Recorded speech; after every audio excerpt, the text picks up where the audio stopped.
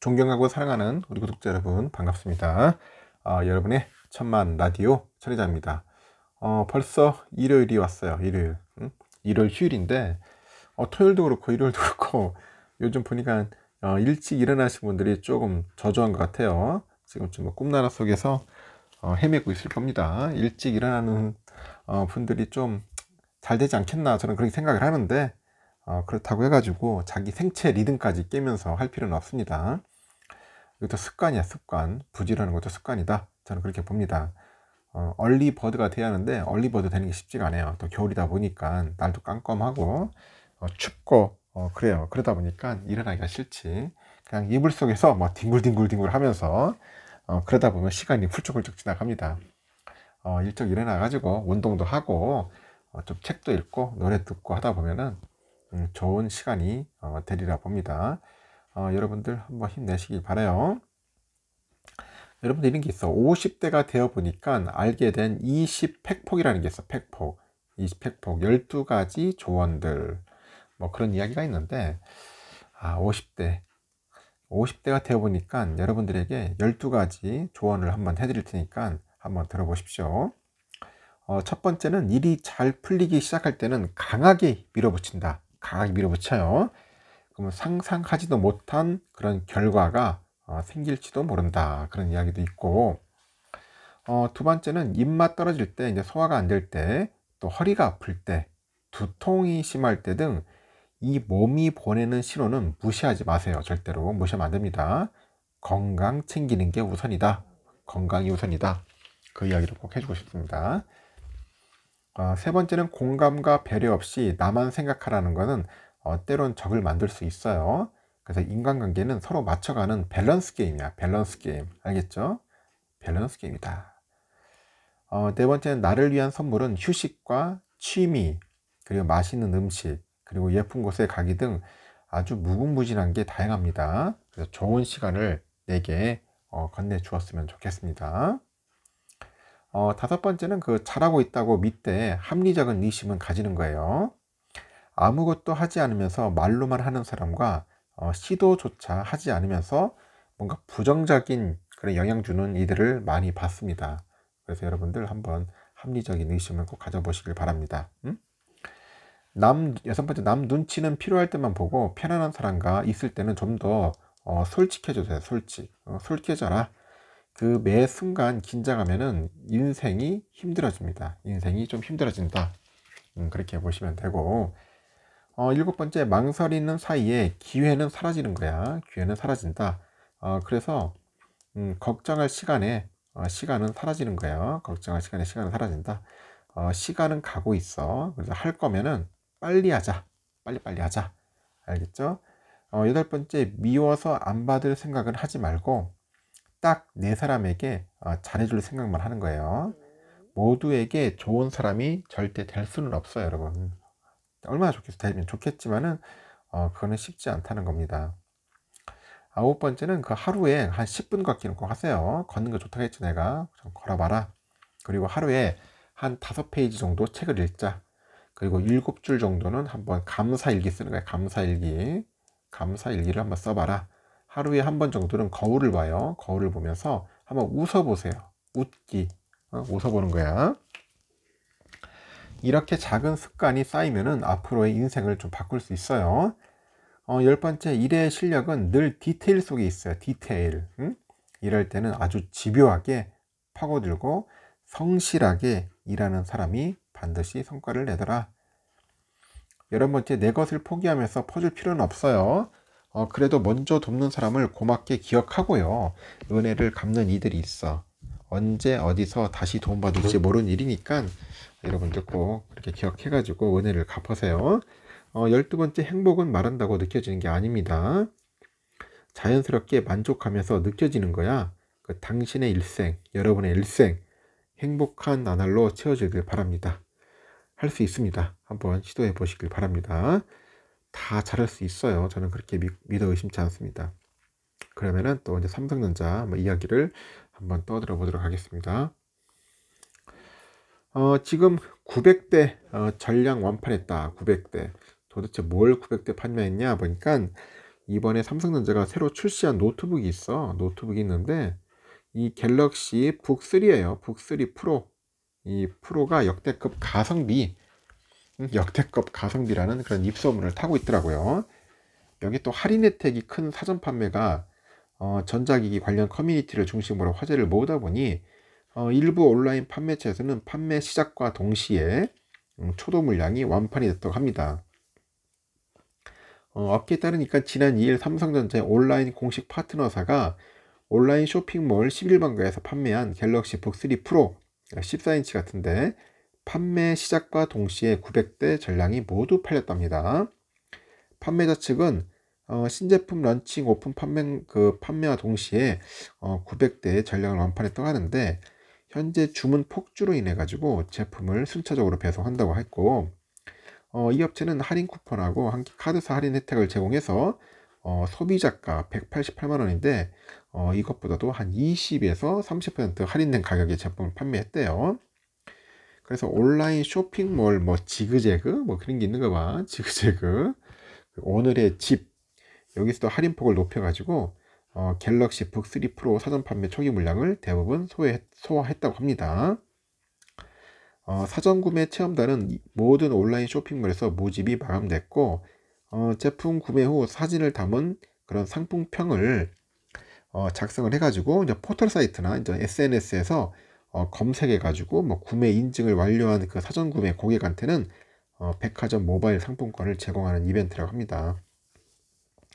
그 사전 판매 할인 소식은 전자기기 관련 온라인 커뮤니티 중심으로 퍼져나가는데 그 완판에 불을 댕겼어요. 전자기기 커뮤니티 한 이용자가 그래요. 스마트폰 가격으로 노트북을 구매했는데 뭐 비슷한 사양과 동급 그런 모델보다도 훨씬 가격이 저렴하다고 이제 평가를 합니다. 사전 판매 혜택에도 관심이 쏠렸는데 삼성은 그 사전 판매 기간 동안에 갤럭시 북3 시리즈를 구매하는 고객한테 저장 용량을 2배로 늘려주는 프로모션하고 MS 오피스, 홈, 스튜던트 페이지 그리고 스튜던트하고 뭐 페이지 737 하여튼 여기하고 이제 협업을 해가지고 노트북 가방 등을 제공을 한다고 하는 것 같아요.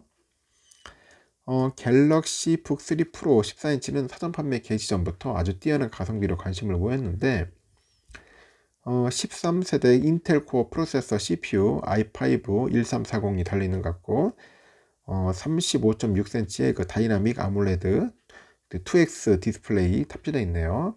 16기가 메모리 256기가짜리 뭐 SSD가 있어요. 그리고 1.17kg 무게 등 고성능 사양에 180만원대 가격이 화제라고 합니다. 이렇게 삼성이 갤럭시 언팩 행사에서 공사가 아니고 행사인데 행사에서 선보인 그 갤럭시 북 3G 시리즈가 총 4종이에요. 갤럭시 북 3 프로하고 갤럭시 북 3 울트라, 뭐 북 3 프로 360, 북 3 360이 하여튼 이게 공개됐어요. 360은 360도 회전하는가 봐요, 화면이. 이중 가격이 저렴한 갤럭시 북 3 프로가 그 가성비를 중시하는 MZ 세대에 관심을 끌고 있는 것 같습니다. 그래서 보니까 업계에서도 갤럭시 북 3 프로가 삼성전자의 국내 노트북 시장 점유율 확대에도 기여할 것으로 내다보고 있고요. 국내 노트북 시장은 에이수스, 레노버 등 그 저렴한 가격을 앞세운 해외 업체들 공세로 인해 가지고 삼성전자랑 LG전자의 양강 체계가 무너진 지는 오래됐다고 합니다. 이렇게 가성비로 무장한 갤럭시 북 3 울트라의 흥행 여부에 업계가 현재 주목하는 이유이기도 하죠. 그래서 해외 전자 업체들은 60만에서 70만원대 저가 노트북으로 국내 시장 점유율을 높여가고 있는데 갤럭시 북 3 프로는 이보다 가격대가 높지만은 성능과 인지도 측면에서는 훨씬 뛰어나기 때문에 한번 승부해 볼 만하다, 뭐 그런 이야기도 하는 것 같습니다. 완전 대박이다. 잘 팔렸으면 좋겠어요. 많이 팔려가지고 많은 사람들이 우리 노트북 많이 샀으면 좋겠습니다. 사진 속의 모양입니다. 이 모양이니까 관심 있는 분들은 꼭 한번 사보세요. 아주 좋아요. 네, 살려고 돈이 없어가지고 지금 막상 못 산다는 분도 있는 것 같은데 뭐 기회되면 사는 거지 뭐. 꼭 한번 관심 있는 분들은 찾아보시고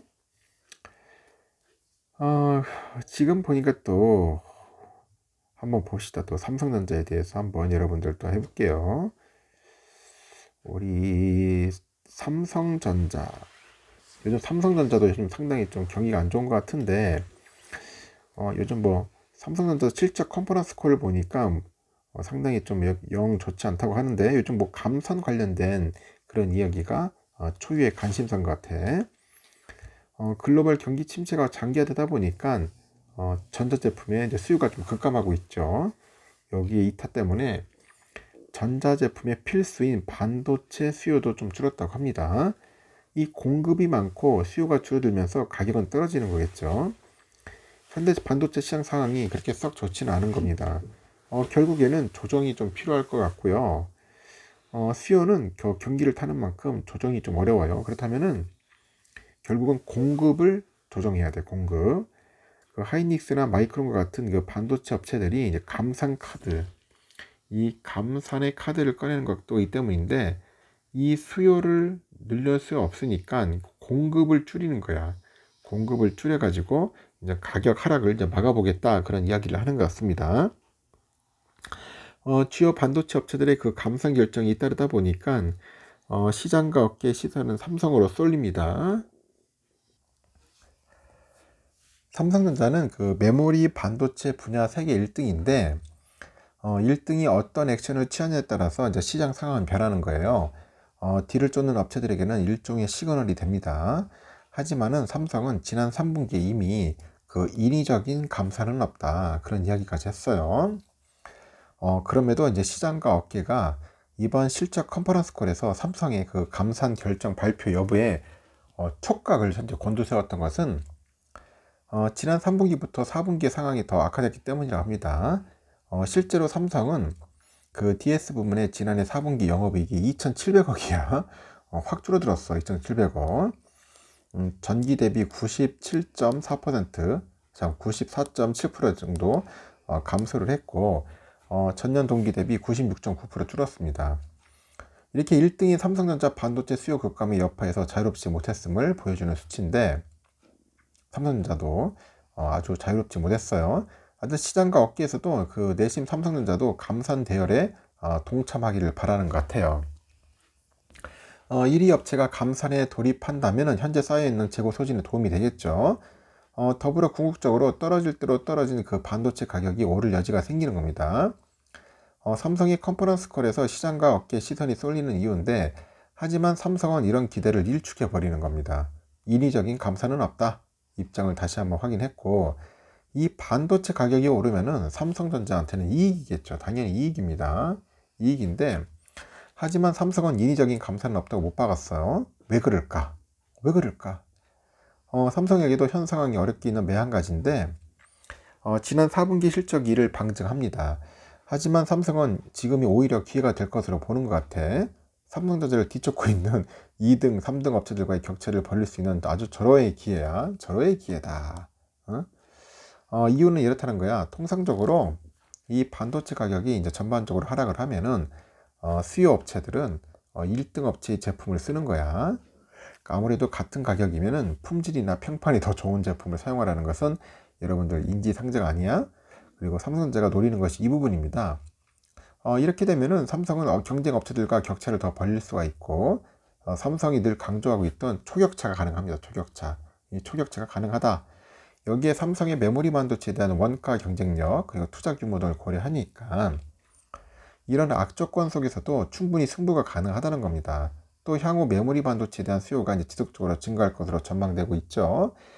그래서 잘 버티면은 승산이 있다는 겁니다. 승산. 응? 승산이 있어요.